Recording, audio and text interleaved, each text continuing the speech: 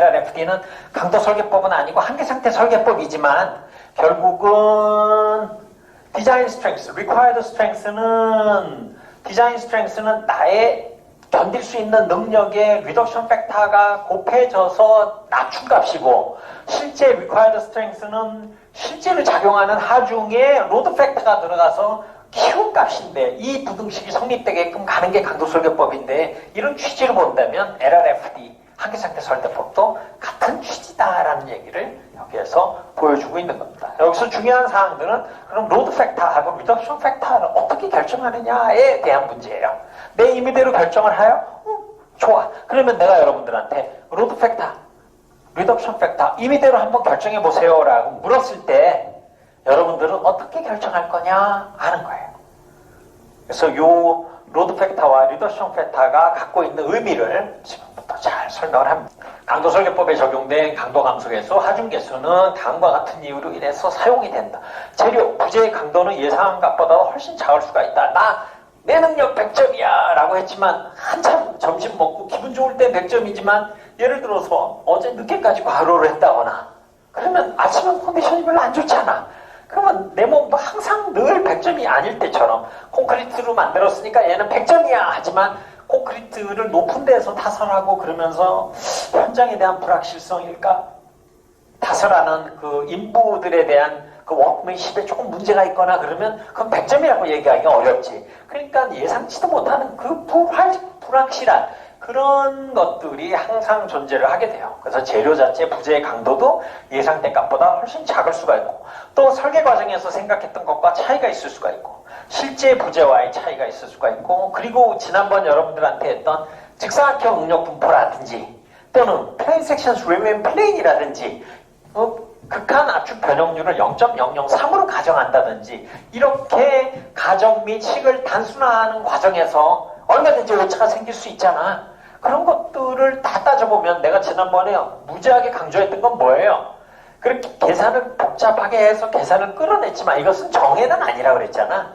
우리가 너무나 많은 가정에 근거를 하고 있기 때문에 이런 거에 대한 이런 팩터가 있지 않고 팩터를 사용하지 않고 나 100점이고 여기서 공격하는 애가 100점이면 그냥 얘보다만 크게 이렇게 한다 그러면 안전에 대한 불확실성을 고려하는 것이 전혀 없게 되기 때문에 그런 부분에 대한 신경이 당연히 쓰이게 되겠죠.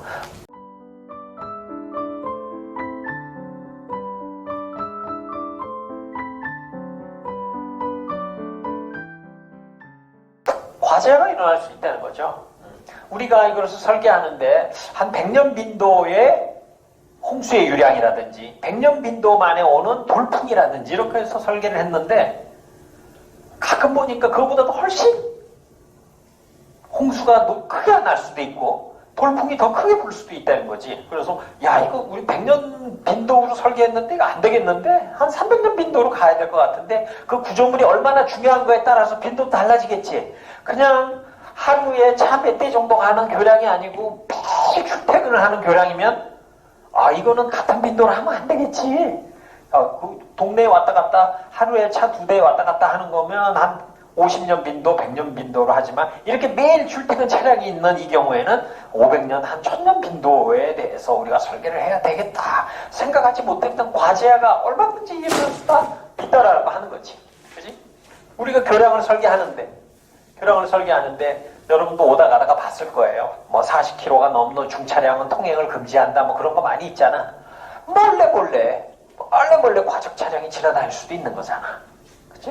그런 거 전혀 지나다니지 말랬으니까 과적 차량은 없을 거야 라고 설계할 수는 없다는 거지. 그런 것들이 있을 거에 다 대비해서 우리가 그렇게 하려면 이러한 불확실성이 늘 존재한다는 것을 고려하려면 아까 얘기했던 강도 감소계수와 그런 하중계수에 대한 고려가 없어서는 불가능하다는 것.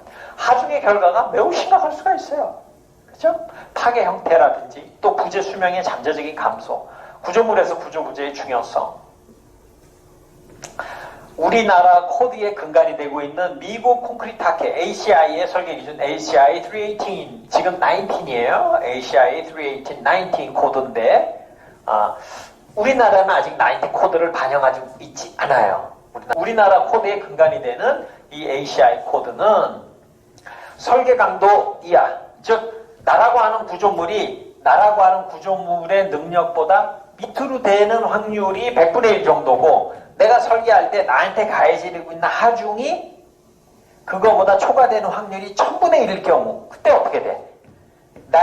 나의 강도가 100분의 1로 떨어지는 그 순간에 내가 가정했던 하중보다 더 초과되는 하중이 오면 난 쓰러지지.